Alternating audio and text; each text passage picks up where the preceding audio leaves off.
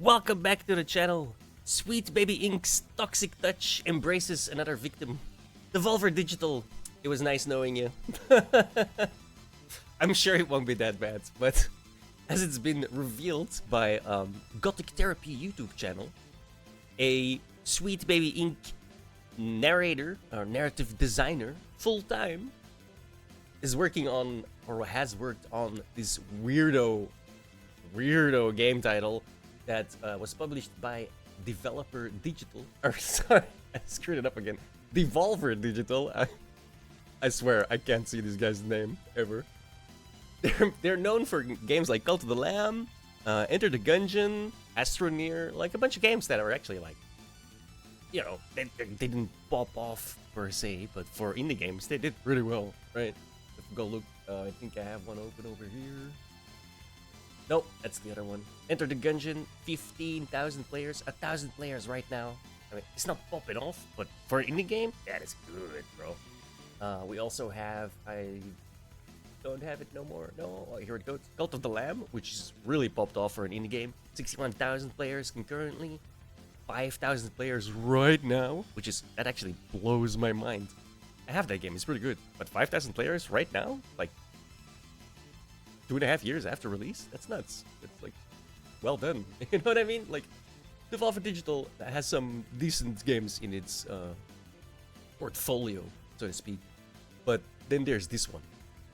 It's a doozy. The trailer was nuts. I was watching the trailer. It's like, what? Honestly, it felt like Suicide Squad. If you've played Suicide Squad, and I urge you not to, right? We just finished it. It was $3. I couldn't resist. I had to know for myself just how bad it was. It was so bad. The writing in the Suicide Squad is very similar to the vibe the trailer gave me for the Crush House. We're gonna play the trailer real quick. It's a 2-minute trailer, and you will know exactly what I mean. For anyone that's played the Suicide Squad or watched somebody play the Suicide Squad, the narration of it and their attempts to be funny, it's the exact same thing. Let me just pause the background music real quick.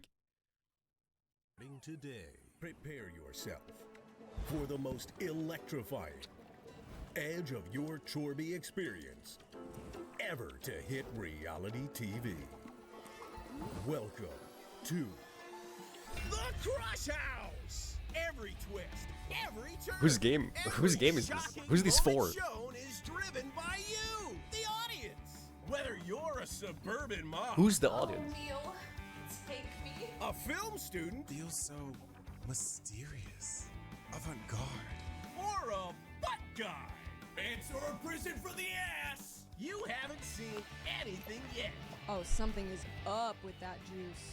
How does anyone get ripped here? Fake. Cops don't even like each other. Ho, ho, ho. I'm mapping the topography of that. I hope this show employs cinematic technique. You gotta work out right now.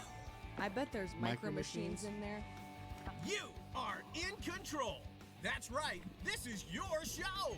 Get ready for drama, romance, and suspense like never before. This I don't isn't even know just what a to say. show. It's a game. This is a real trailer, by the way, guys. Like, the real trailer. It's real. The Crush House, where you control what makes the cut. Don't miss a single moment. Tune in now on Steam. It's not over. Here comes the really cringe part. Pants or a prison for the ass. The relationships here seem fake, and I know fake. Oh, something is up with that juice. I bet there's micro machines in there. Oh my god, you're right. Hey, put the kids to bed. It's mommy's time now. I hope this show employs cinematic techniques. Oh yeah, gotta work out right now. It just sucks out of all the energy out of the room. You know what I mean? How is this so bad? And it's the exact feeling that I got from the Suicide Squad, Kill the Justice League. The exact same feeling. Like, every time they try to make a joke, it's just like you could be having a modicum of fun with the gameplay, and then it goes into like a little conversation or something, and they're trying to be funny, and it's like, what? I laughed one time in Suicide Squad. Once. One time. 1 2-second gag that I found funny out of the entire game. The trailer here has the exact same vibe. I'm not saying anything. I'm just saying. Alright? These people don't know how to make comedy. It's crazy. But anyway, yeah. So, this game is worked on by Sweet Baby Inc. Maxine Sophia Wolf, a transgender writer who likes to, work on these types of games apparently. Works for SBI full-time narrative writer. And she said, working on the narrative design of this wild game alongside so many talented people was such a joy. Which is crazy to me, because here's the thing. 362 all-time peak 5 months ago at 17 euros. Boink. 17 euros. If we do not take Steam into account, which takes 30%, right? They made $7,000, 7,000 euros. How are you hiring some DEI studio to make your game worse and have multiple people behind the scenes? How are you staying alive? How are you staying afloat? Where are you getting your money? You made $7,000 on this game. Not even, right? Minus 30%. And then I took it generous because it says 362, and I said, well, 400, right? Yes, if you, I don't understand where these guys getting their money from. And to be fair, Nerial, the studio that made this game, also doesn't like their other games didn't fare much better, right? So if we compare them to their other games, right? Brains Game of Thrones edition, 515. Three Kingdoms edition, 601. The original Reigns did a little bit better at 1600, but that's like 9 years ago. Where are these guys getting their money from? There's no way that these games were in any way, shape, or form profitable if we have to believe that there's so many talented people working on it. What do you mean? Who's paying them? What? Where's the money coming from? It's crazy. And it's once again, if I've played Suicide Squad specifically for the reason to know how bad it would be. I didn't play what was that other game called where the protagonist and she gets like an armband and they don't, for the love of God, they do not stop talking, which the Suicide Squad also have. They're constantly yapping in your ear and none of it's funny. They will not shut the hell up. 5 seconds. 5 seconds of peace, please. Just give me 5 seconds of you not talking. But no, they're just constantly talking.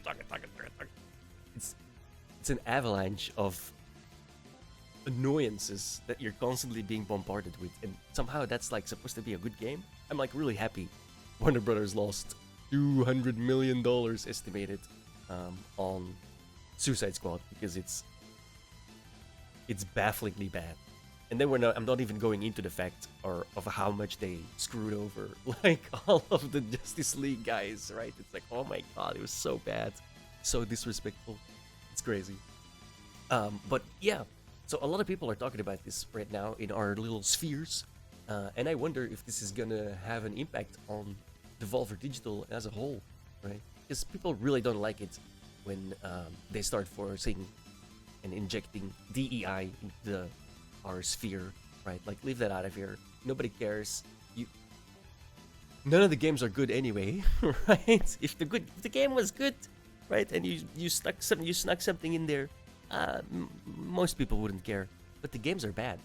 Like, it feels like you're not making a game and then sticking it in there. You feel like you're building a game around the nonsense that you want to stick in there, and nobody likes that. Nobody wants that, and it's getting clear, right? You guys are losing tons of money on all of these games, on all these DEI, SBI injected games, and rightfully so, right? But those are just my thoughts. If you have different thoughts, put them in the comments below. And I'll tell you why you're wrong. Thanks for hanging out, guys. See you later.